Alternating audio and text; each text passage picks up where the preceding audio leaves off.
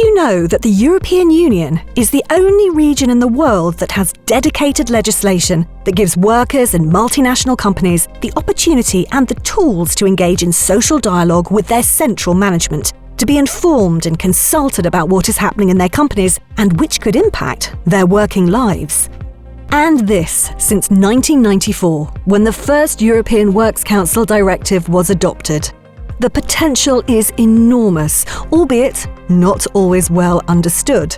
The 2009 recast and the 2025 revision of the EWC directive further strengthens the information and consultation rights and reinforces the central role for social dialogue in multinational companies. European Works Councils. In this video, we explain what they are, how they are created, how they work, and how EFBWW can support them. What is a European Works Council? An EWC, short for European Works Council, is a council established with the purpose of informing and consulting employees within multinational companies operating in the European Union. It provides a structure where trade union and worker representatives from different countries can meet and discuss with central management, where they are informed and consulted on transnational matters. On the workers' side, the representatives are elected or designated according to the respective national legislations, with an important role for national trade unions and works councils. Imagine a construction company operating in Belgium, Germany, France, and Poland, considering a restructuring, a merger, a relocation, or any other transnational decision that may impact working conditions and health and safety of workers in the group, regardless the number of workers and countries concerned.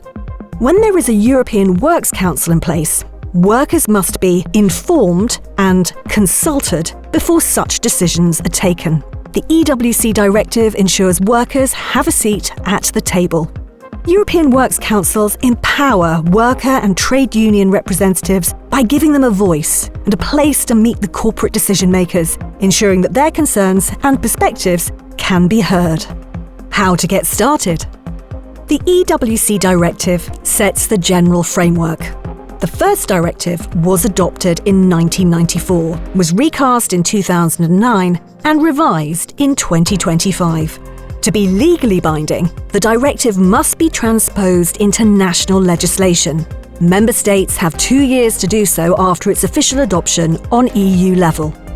To set up an EWC, companies must meet certain criteria. A company must have at least 1,000 workers within the EU, with at least 150 employees in each of at least 2 member states. Setting up an EWC takes time and is the result of a negotiation process. Both workers or management, individually or jointly, can request it. A special negotiating body, SNB, is formed to negotiate with management on how the EWC will work. If no agreement is reached within 3 years, subsidiary requirements apply.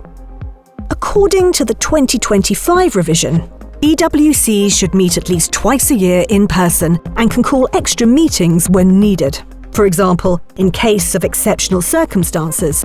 According to that same revision, companies can face financial penalties and other sanctions if they do not inform and consult the EWC about important transnational matters, or if they do not respect the EWC agreement. In this case, European Works Councils can take legal action, and all reasonable costs must be covered by management. This is an important improvement, as it ensures that EWCs can defend their rights without financial barriers. How this will work in practice will depend a lot on the national transposition in different countries. What to discuss in your EWC? Topics are in principle limited to transnational issues. But transnational? An issue is considered transnational, cross-border, if it affects the whole company or at least 2 undertakings of the company located in at least 2 different member states. For example, when management plans something that could affect employees in more than one country, or when management plans something that affects employees in one country, but the impact could also affect employees in another country. Here are some of the core topics for EWCs. The employment situation and trends, investments, skills and training policies, health and safety, anticipation of change and management of restructuring processes, including those linked to the green and digital transitions and AI. Substantial changes concerning work organisation and working conditions, the introduction of new working methods or production processes.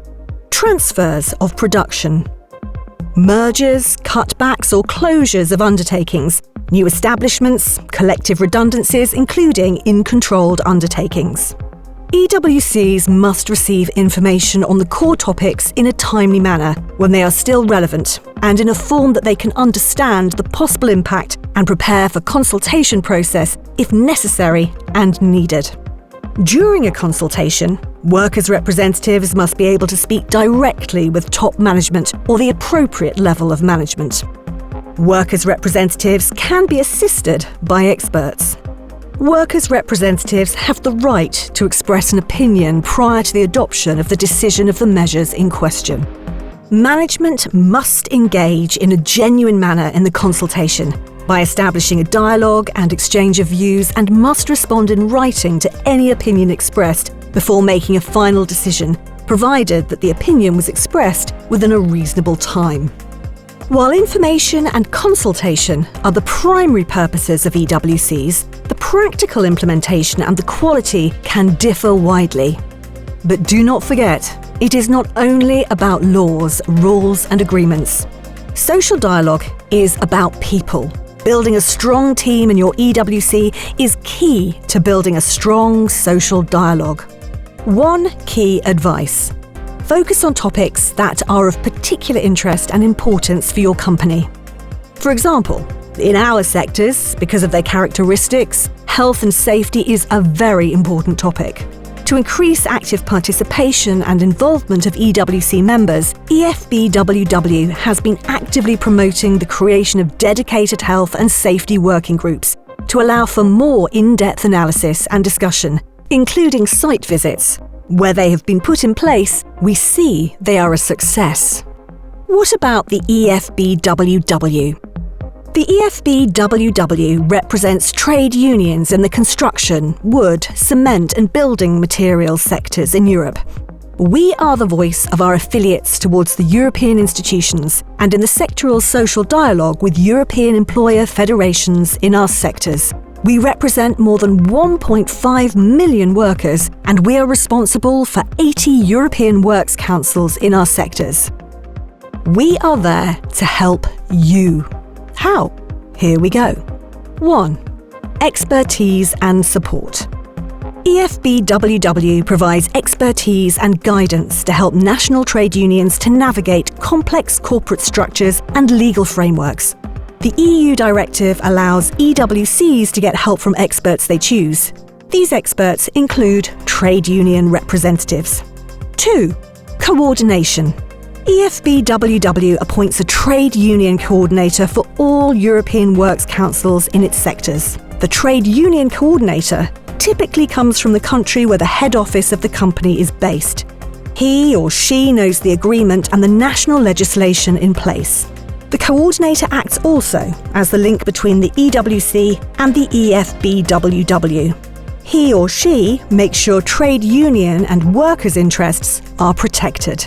The EFBWW organises regular meetings with its national trade union coordinators to discuss, exchange, inform, coordinate and build strategies for specific multinational companies. 3. Training and resources. EWCs and EWC members have the right to training.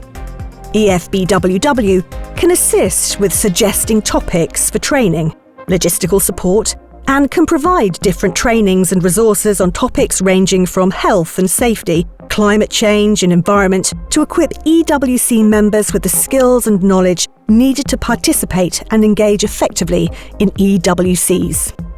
4. Advocacy. EFBWW brings topics from company and national level to the EU level and vice versa. In our advocacy work, in our role as recognised European sectoral social partner, we fight for workers' rights in our sectors. EWCs play a key role in this work. European works councils are a vital tool for social dialogue in multinational companies. You can count on the EFBWW to support your work in your EWC through the appointment of a dedicated coordinator and by providing expertise, coordination, advocacy, and access to training. EWCs are an important tool towards fairer and more inclusive workplaces in multinational companies across Europe. So, the next time you hear about a European Works Council, remember, it's more than just a meeting room. It is a powerful tool to strengthen workers' rights. EWCs are also the most concrete, most visible and most powerful manifestation of a diverse European trade union movement and European trade union action. They bring worker and trade union representatives together from all parts of Europe to discuss together and speak with one strong voice in a company. Because we are stronger together.